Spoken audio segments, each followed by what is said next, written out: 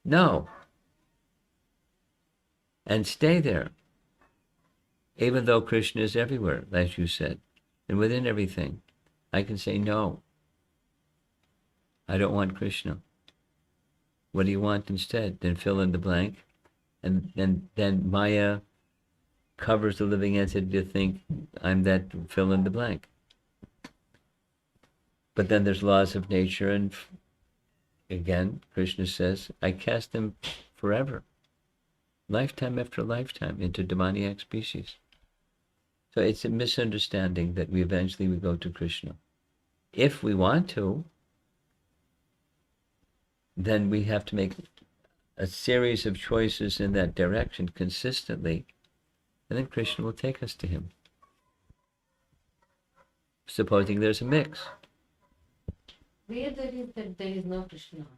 What's where is it that there is no Krishna? There is no such thing as a place where there's no Krishna. Krishna is everywhere.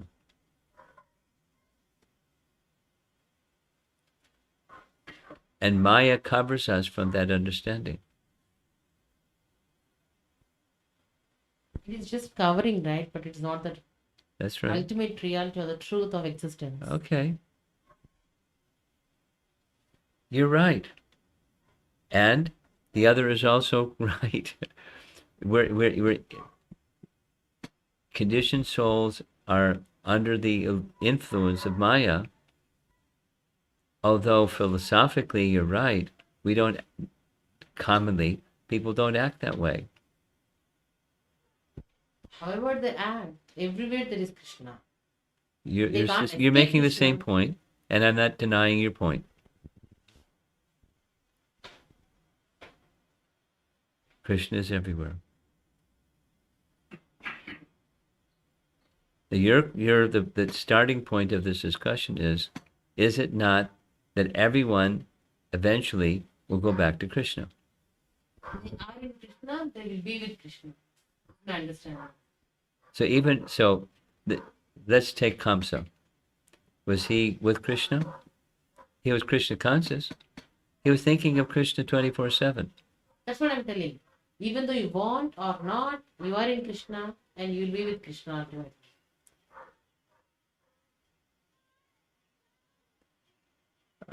Do you make any distinction between divine and demoniac as Krishna does? No, I'm limited. I can't even imagine. Okay. Krishna makes a distinction. That's what I'm telling. He is the ultimate decider.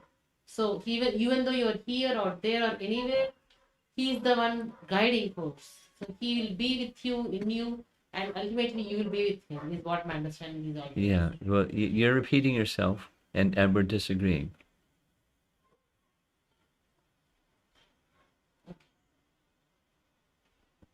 The universe, everything, one process. Suppose we have to do any work, we have to do one process. There is a process, so many processes, so many ways are there. If you do the path is correctly, you can reach very easily. One path Easy is or hard, anyways, I feel that everybody will be. everybody has to follow that path. If you have to catch that path correctly, you will reach soon. If you did not catch that path, if you go different path, all the ways there is the struggles are there. In my path, I can face some struggles. A part of what you're saying is right on. To describe, just like Prahlad, when he was asked by his father, where is Vishnu? He gave the right answer. He's everywhere. So, he's everywhere. However, that's one side. The other side is, although he's everywhere, our consciousness is disconnected from him. Baddha Jeev, the conditioned souls. There's the transcendental reality, and there's the turning our attention away. Bahir Mukha Jeev, another way of saying the same thing. Bahir Mukha Jeev. So he's everywhere, but one's looking elsewhere. And when one is looking elsewhere, we see the elsewhere distortion. We see the disconnect, the disconnectedness.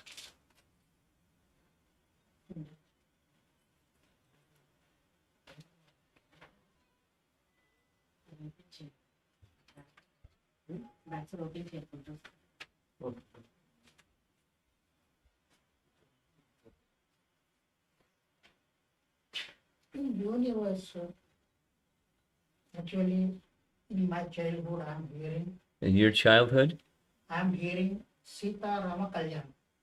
Every year, we can do all the people one day.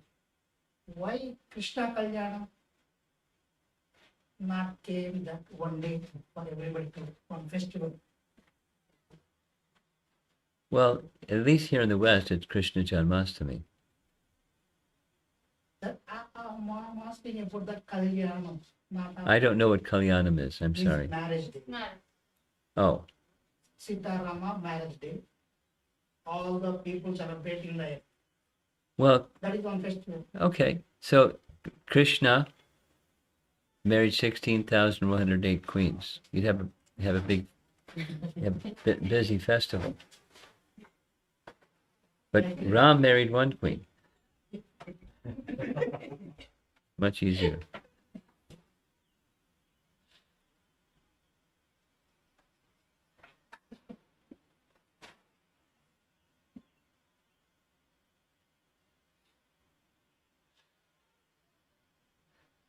In Rama, he shows how to interact with the wife and husband and with father and mother Yes, and brothers. yes, he's How to ideal. interact, how to. He's ideal. No disagreement. You like Ram, I'm comparing to the Krishna. Krishna. Okay, but if you like Ram, go for it.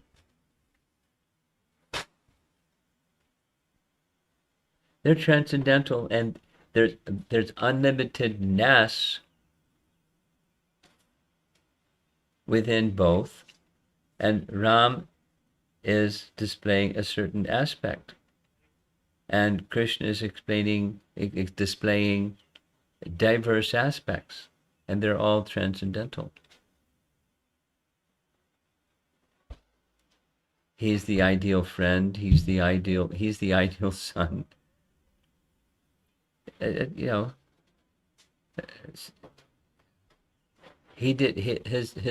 Krishna's pastimes are different. They're ideal in a different way. Now, from a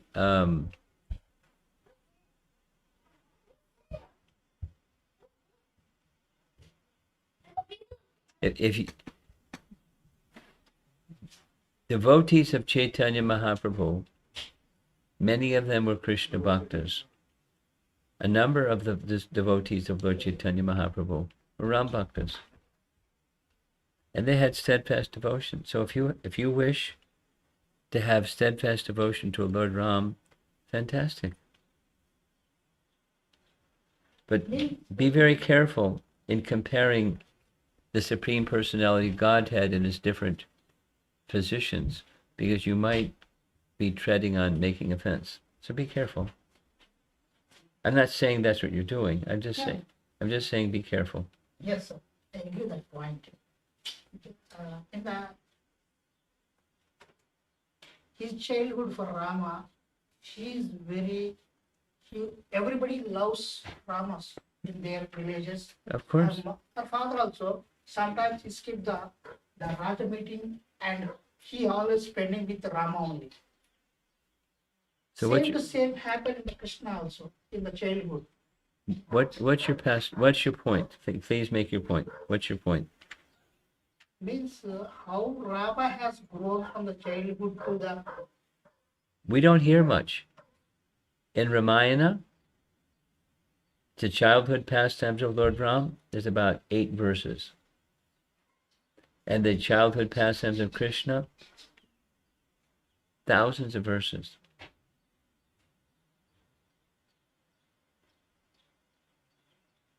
There also he prayed all the people. Here also he prayed. He loved with all the people. Same to same. You're making the same point.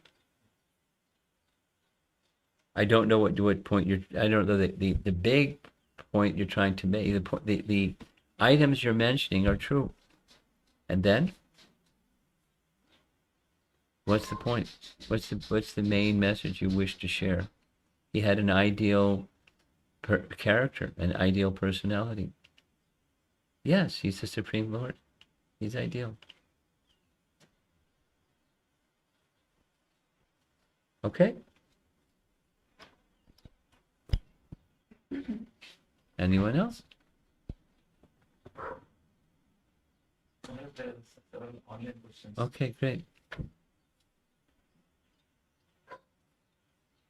Venumadhuri Prabhu is asking, Hare Krishna Guru Maharaja, what does align your hearing with your goal means? Do we listen specifically to lectures related to that topics? Yes, and listen carefully to precepts that help you achieve or become fixed more effectively on that goal. Hear with that kind of attentiveness, as well as select topics which lead to that purpose or goal. That's the answer. Next. Rajesh Pan Mataji is asking, Hare Krishna Guru Maharaj, do you have what did Rukmini heard from Narada Muni about Krishna in Srimad Bhagavatam or in any Purana? The information isn't supplied. She heard of his beauty, she heard of his strength, she heard of his qualities. Doesn't give the details of what she heard. She heard about him and in his feature of Bhagavan, all attractiveness. Doesn't give details that I'm aware of anywhere. Anything else? Next. Shyama Gopika Mataji is asking, Hare Krishna Maharaj, with respect to hearing, is it okay if we like and enjoy different melodious tunes of Hare Krishna Mahamantra, or is it sense gratification? No, it's nice. I mean, musicality has a material side. However, it's nice. Variety is nice. And just by the fact that one is singing different melodies, but the sound vibration is Krishna's name, there's natural purification that comes. So the musicality fascination will be replaced with transcendental appreciation. Here comes the messenger. Look at this. Howdy.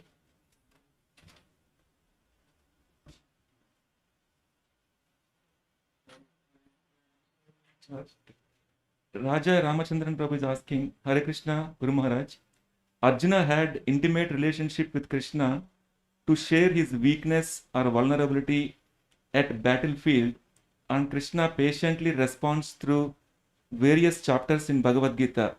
So for practicing devotees, I think he stopped the question there. I don't know what is this.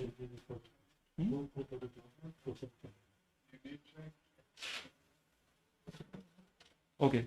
Where is it? No more.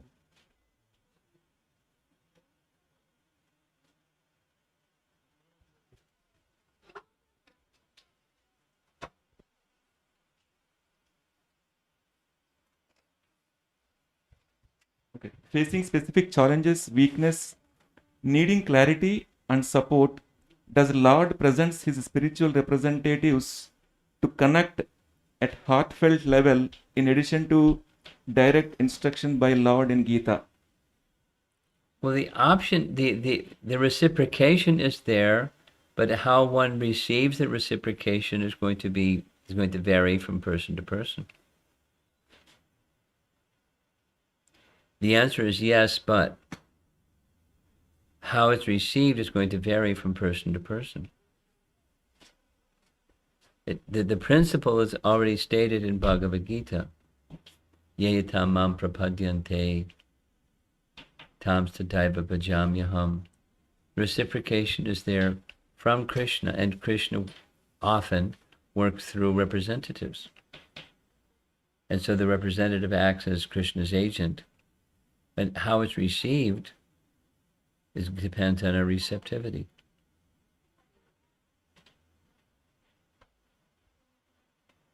Okay, next, Sridhar Das Prabhu is asking, Dear Guru Maharaja, in Bhagavad Gita 5.29, Krishna says he is beneficiary of all the sacrifices and austerities.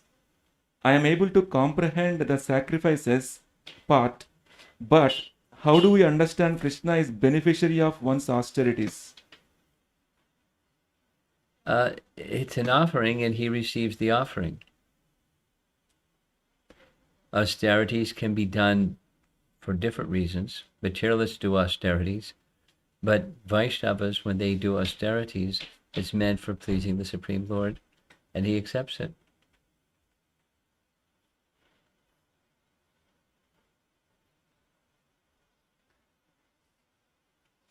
Okay. Rajesh Pandmataji is asking again, my mind is comparing Rukmini's love with Gopis, wherein Rukmini made Krishna come to her thought out of love, whereas Gopis went to serve him.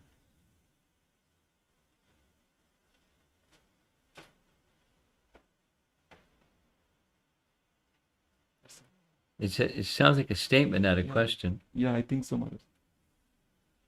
But Rukmini also wanted to serve. And the gopis also wanted to serve. Rukmini wanted Krishna as her husband. The gopis wanted Krishna as their husband. The mood of their love is different, but the principle is not so different.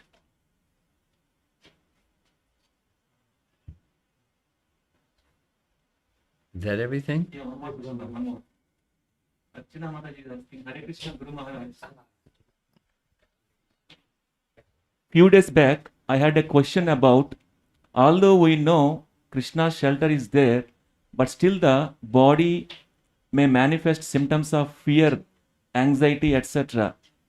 I am relating that to the situation of Mother Rukmini, who has complete faith in Krishna, but she is stressed. But she is stressed.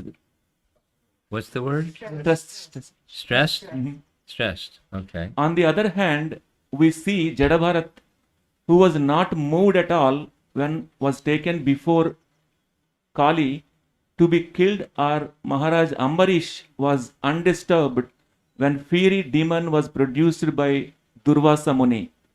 How do we reconcile between and learn from the moods of these devotees, although they all are pure devotees having 100% faith in Krishna? Thank you so much. Easy. There's variety. Spiritual life is not hackneyed or stereotyped or dry, or it has to be like this, and if it's like this, then it can't be like that. It's very fluid, very flexible, filled with variety, and even one person will experience one mood, and then the same person another mood, and it's like an ocean with waves, and the waves move, sometimes up, sometimes down, sometimes hitting other waves. It's just there's variety, and it's always fluid, very moving, dynamic, never static. That's how to understand differences. It's an exchange of loving dealings that has variety, and the variety is without limit.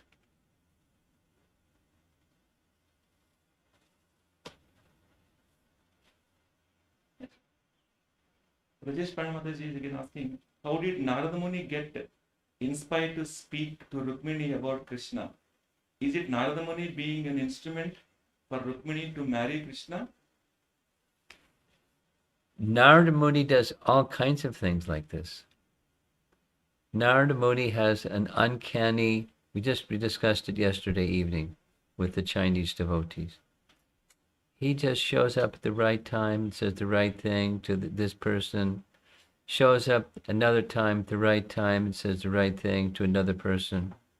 And, he's agent of Supreme Personality of Godhead.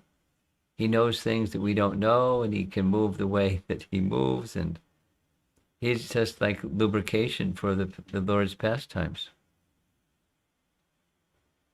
He knows exactly what to say at the right time in the right way. He's Krishna's assistant in his pastimes.